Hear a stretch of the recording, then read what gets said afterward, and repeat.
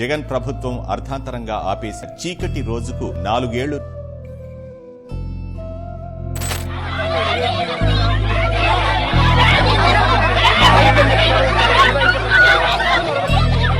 మేము కంటి నిండా నిద్రపోయి కడుపు నిండా తిండి తిని 4 సంవత్సరాలు అవుతుందండి. మా బాధ మేమెవరు చెప్పుకోవాలి.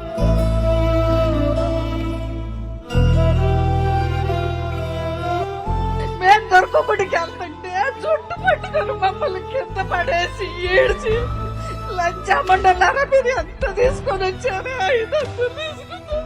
మేము పేడాడిస్టులు కాదండి, భూమి తల్లి బిడ్డలు.